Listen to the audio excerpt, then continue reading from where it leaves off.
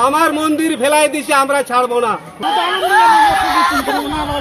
দিনাজপুরের বীরগঞ্জে আদিবাসীদের শেষ বিদায়ের পবিত্র ভূমি কবরস্থান শ্মশান কালী মন্দিরে বর্বরচিত হামলা চালিয়েছে দুর্বৃত্তরা। যুগ যুগ ধরে আগলে রাখা জমির গাছ কেটে ফেলা সহ ভাঙচুর করা হয়েছে ধর্মীয় প্রতিমা। দখলদারের থাবায় এখন আর্তনাদ করছে সনকা খ্রিস্টান পাড়ার আদিবাসী পরিবারগুলো।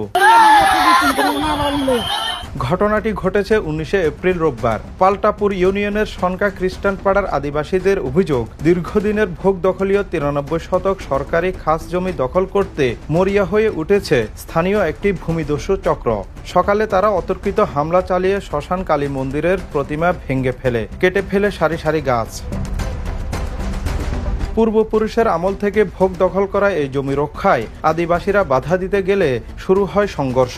উত্তেজনা ছড়িয়ে পড়লে খবর পেয়ে ঘটনাস্থলে পৌঁছায় স্থানীয় প্রশাসন। পুলিশি হস্তক্ষেপে পরিস্থিতি নিয়ন্ত্রণে এলেও এলাকায় এখনো থমথমে অবস্থা বিরাজ করছে।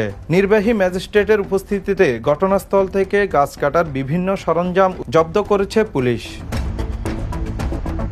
ধর্মীয় উপাসনালয় ভাঙচুর আর আদিবাসীদের পৈতৃক ভিটা দখলের এই চেষ্টা এলাকাবাসীকে আতঙ্কিত করে তুলেছে। তারা এই ন্যাক্কারজনক ঘটনার সুষ্ঠু বিচার ও নিজেদের জীবনের নিরাপত্তা নিশ্চিত করার দাবি জানিয়েছেন। Desk report, the news.